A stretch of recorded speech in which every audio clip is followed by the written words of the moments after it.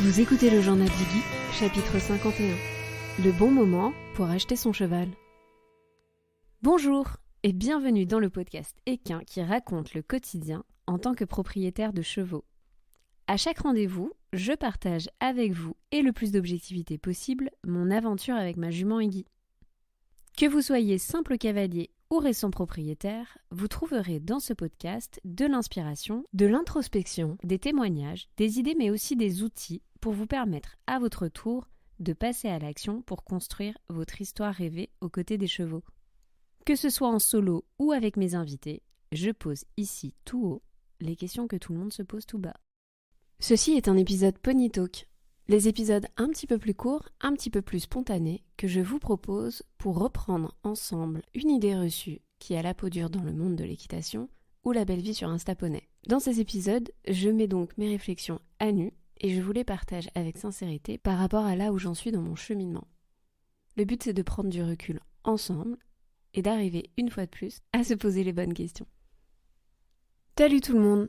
Je suis super contente de vous partager ce dernier épisode avant une très courte pause, juste 15 jours, promis.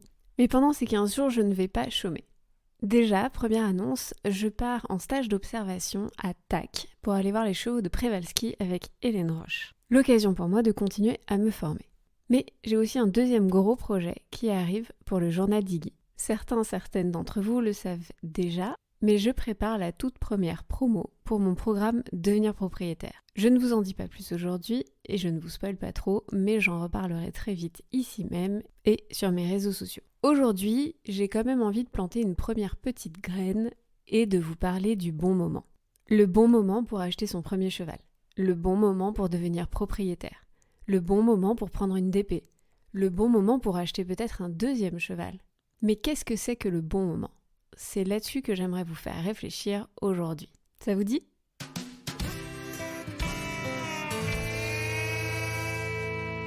Alors souvent quand on parle du bon moment, on y voit en fait deux notions principales. Je dirais que la première notion, c'est le manque de ressources. Par exemple, on va dire que c'est pas tout à fait le bon moment parce que peut-être qu'il nous manque du temps, qu'il nous manque de l'argent ou qu'il nous manque même une certaine forme d'énergie pour se lancer dans un nouveau projet. Ici, on va se dire que ce n'est pas le bon moment parce que justement, donc, on n'a pas forcément une ou plusieurs de ces ressources disponibles. La deuxième notion est souvent liée au manque d'expérience, au manque de maturité. J'ai souvent lu ou entendu « Ah mais je suis super contente d'avoir attendu parce qu'avant, j'aurais été trop jeune, j'aurais pas su, je n'aurais pas eu la maturité suffisante pour. » Ce qui implique donc on a attendu un certain temps, que avant ce n'était pas le bon moment, parce qu'on manquait justement de cette expérience, de cette prise de recul, de connaissances particulières pour pouvoir devenir propriétaire. Et avant d'aller plus loin dans ce Pony Talk, j'ai un petit peu envie de vous parler de mon parcours et de pourquoi moi j'ai attendu si longtemps et pourquoi j'étais persuadée que ce n'était pas le bon moment. Dans ma jeunesse, on m'a souvent dit deux choses. La première, c'est que pour avoir un cheval, il fallait avoir beaucoup d'argent. La deuxième, c'est que pour s'occuper d'un cheval, il fallait avoir beaucoup de temps. Je pourrais longuement disserter sur ces deux notions, mais c'est pas vraiment le but de cet épisode.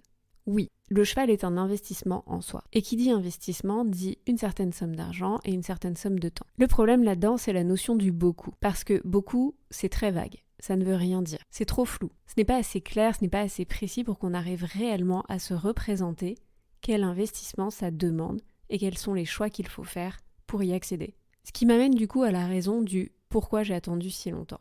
Je suis restée dans ce flou de nombreuses années et j'ai entretenu moi-même ce flou. Et c'est de ça dont j'ai envie de vous parler aujourd'hui. Le bon moment n'existe pas si vous ne travaillez pas activement à son arrivée. J'ai envie de vous laisser méditer quelques secondes là-dessus. Je vais même redire la phrase une fois pour être sûr que tout le monde l'ait bien compris. Le bon moment n'existe pas si vous ne travaillez pas activement à son arrivée. Ce que je veux dire par là, c'est que la question du bon moment n'est pas la question. En réalité, quand on se dit que c'est pas le bon moment, ça veut dire qu'on est en train de remettre à plus tard. Ça veut dire qu'on utilise cette idée comme une objection, pour ne pas dire comme une excuse, pour ne pas faire quelque chose. Et quand je dis excuse, c'est pas pour être jugeant. C'est juste que des fois, on ne se laisse pas le temps de réfléchir concrètement à un projet qui nous fait envie parce qu'on a tout un tas de croyances limitantes ou de croyances que d'autres personnes nous ont mis dans notre tête à notre place. Il n'y a jamais de vrai bon moment. Vous n'allez jamais vous lever un matin en vous disant « Ah, c'est super, c'est le bon moment pour acheter un cheval aujourd'hui ».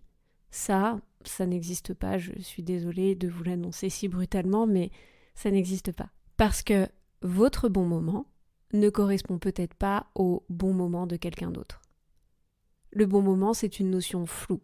Et comme tout ce qui est flou, si on ne cherche pas à la définir, si on ne cherche pas à déterminer les critères qui nous permettront d'affirmer ou d'infirmer que c'est le bon moment ou pas, alors on n'avance pas. Alors on ne sera jamais capable de le voir, de le reconnaître et de se dire avec certitude c'est le bon moment. En fait, quand on se dit que c'est pas le bon moment, j'ai souvent l'impression qu'on utilise cette objection pour s'avouer, pour se dire dans le fond que nous ne sommes pas prêts à placer ce projet comme un objectif principal, comme une priorité dans notre vie. En fait, on oublie souvent que le choix nous revient.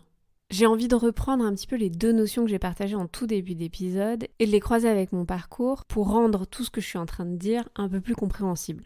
La première notion que j'ai évoquée, c'est le manque de ressources. C'est utiliser, c'est pas le bon moment pour dire que, grosso modo, on n'avait soit pas le temps, soit pas l'argent. Et c'est exactement ce qui s'est passé dans mon cas personnel parce que longtemps j'ai cru, ou du moins je n'ai pas remis en question, les deux croyances que l'on m'avait fortement transmises qui étaient qu'un cheval ça demande beaucoup d'argent et beaucoup de temps. En fait, même si j'ai toujours rêvé d'avoir cette vie-là, pendant longtemps je n'ai pas placé ce rêve, ce projet, comme une priorité sur ma to-do list. Au lieu d'en faire un objectif de vie, et de savoir que j'allais travailler au quotidien pour accomplir cet objectif, j'ai préféré croire qu'il était inaccessible. J'ai préféré croire qu'il me fallait attendre un certain temps, un certain moment pour que ce projet s'auto-concrétise. J'ai longtemps refoulé l'idée que j'étais la seule à pouvoir faire avancer ce projet. Si je dis que je l'ai refoulé, c'est qu'en fait, en réalité, il m'a fallu beaucoup de temps pour comprendre que c'était mon rôle, ma responsabilité, de placer ce projet en premier sur ma liste. Personne d'autre que moi pouvait décider que ce projet, c'était celui que je voulais pour mon quotidien. Personne d'autre que moi ne pouvait décider que j'allais tout faire pour atteindre cet objectif. Et que du coup, il fallait que j'amène de la clarté sur qu'est-ce qu'il me manquait pour atteindre cet objectif. Quel argent il me manquait concrètement pour acheter un cheval, quel salaire ou quel revenu je devais générer pour pouvoir le garder au quotidien et m'en occuper tous les mois, quel choix de vie j'allais faire pour pouvoir avoir le temps de m'en occuper également. Tout ça pour qu'un jour je me lève et je puisse me dire « ça y est, c'est le bon moment ». Et concrètement, c'est le Covid que je dois largement remercier pour m'avoir un peu remis les idées en place là-dessus. Après avoir passé plus d'une dizaine d'années à bosser d'arrache-pied, je me suis rendu compte que j'étais un peu dans une espèce de course-poursuite contre du vent. C'est-à-dire que, en fait, je n'avais jamais défini à quoi ressemblerait le moment où j'aurais un cheval dans ma vie. Et que du coup, en fait, j'attendais quelque chose, mais sans savoir ce que j'attendais. Une fois de plus, j'étais dans le flou. Et donc, quand je me suis retrouvée quelques mois sans travailler, à ce moment-là, j'avais de la disponibilité, de la bande passante dans ma tête pour rentrer un petit peu en introspection et de me demander mais qu'est-ce que j'attendais pour de vrai ? Et c'est là où j'ai commencé à me dire finalement, de combien j'ai besoin pour avoir un cheval, de combien j'ai besoin pour m'en occuper correctement au quotidien, quel temps et quelle énergie je vais pouvoir y mettre, ou plutôt quel temps et quelle énergie il faudrait que j'y consacre, et du coup, comment je fais en sorte que ça rentre dans mon quotidien, quels sont les choix que je fais pour pouvoir me permettre d'utiliser ce temps-là dans mon quotidien pour mon futur cheval.